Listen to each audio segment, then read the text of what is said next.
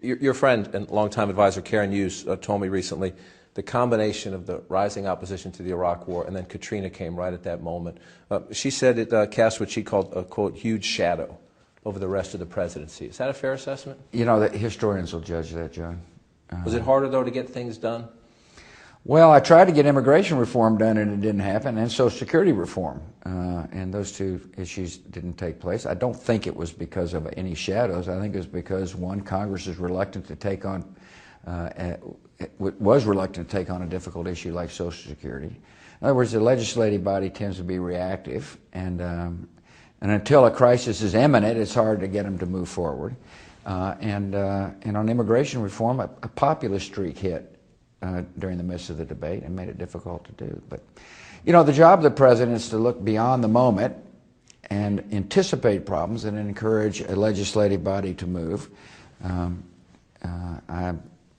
Eventually, these problems will get solved. And elements of your party abandoned you on immigration. And Social Security. Do you feel a sense of redemption now when you see leaders in the party saying we have to do something that looks a whole lot like Bush, McCain, Kennedy? I don't really view it as redemption. I view it as smart and logical. And I was real proud of my little brother being out there, you know, pushing the issue because he understands the issue well.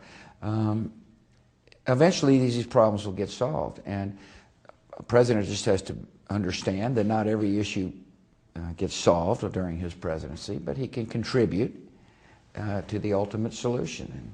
Well, I want to ask each of you, looking back now that you're removed from the daily politics, and you, especially at the end of the presidency, was a pretty polarizing time. How much do you think that the angst about Katrina, the opposition to the Iraq War, just hardened some people so that they just couldn't see other things? I'll mention PEPFAR, for example. Yeah. Remarkable work against malaria and AIDS in Africa. The Medicare prescription drug benefit, which under budget according to most costs, and yet many of your fellow Republicans say, you know, why did George W. Bush give us this liberal entitlement? You know, John, I'm really not that concerned about why people did what during my presidency. I'm more concerned about being an effective person for the rest of my life. I know this, that Laura and I gave the presidency 8 years of our life. We gave it our all, made the best judgment calls I could. I didn't compromise my principles, and I'm a content man. And I am excited about what we're going to do here. You've made two trips to Africa since leaving office, and I understand there's a third one coming up this Yes, summer. sir. What draws you there? The human condition. I think it's important to set priorities in life. I always said that one of the principles that was important to me was human life. We went to Africa and saw people dying, needlessly dying, and there's nothing more important, I think, and Laura thinks as well, to help somebody live. And so during my presidency, I convinced Congress to spend taxpayers' money to save lives, not only from HIV, but as well from malaria, and it worked. And we want to continue that type of work with cervical cancer. This will bring your team together.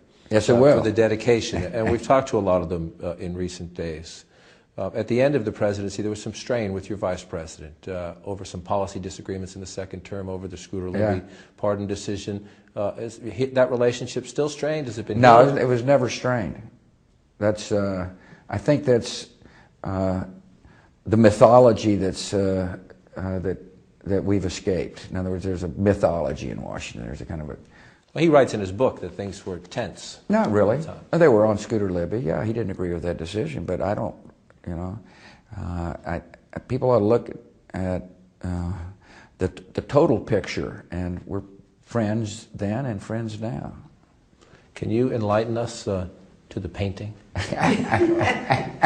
George W. Rembrandt. George was looking for a pastime, actually, when he gave up smoking cigars. So he read Churchill's book, Painting is a Pastime. Yeah. And he's actually very good. He's a very good painter. What do you get from it? A lot of things, John. I relax. I see colors differently. I am I guess, tapping a part of the brain that, certainly never used when I was a teenager. And I get the satisfaction out of completing a project. And I paint people's pets, and I'd love to give them their pet as a gift. Now, I readily concede the signature is more valuable than the painting. He's become a pet portrait painter. It's hard to say if you say it quickly. This is my second dedication of a Bush Presidential Library. There you go. I was at your father's. I'm happy to be at this one. Will I ever go to a third? That's a good question. I don't know. I think because of his example, his grandchildren and children admire his service and realize you can go into the public arena and not lose your soul. And that you can be a good father and still be a political figure. He's been an inspiration for me, obviously, but as well brothers, sister, and grandchildren. And there's no telling. There is a nephew, George P. Bush, who is on the hustings here in Texas, and You're not skipping Jeb, are you? well, Big Jeb, he's got a decision to make, and if I could make it for him, it'd be run, but I can't. And I don't know what he's going to do. He'd be a great candidate and a great president. But I do know his son, George P., has made up his mind, and he's running for General Land Commission in Texas, an important position, and I think will do very well if given the chance to serve. Do you prefer the post-presidency to the presidency? No, I loved it too. I mean, I've loved every part of our life, from when we were in Midland, Texas, to those 8 years at the White House. It was a huge privilege to live at the White House and serve the American people. And here, back home in Dallas. Thank you both so much for your time, and congratulations and good luck with this place. Yeah, thanks, John. Thank you.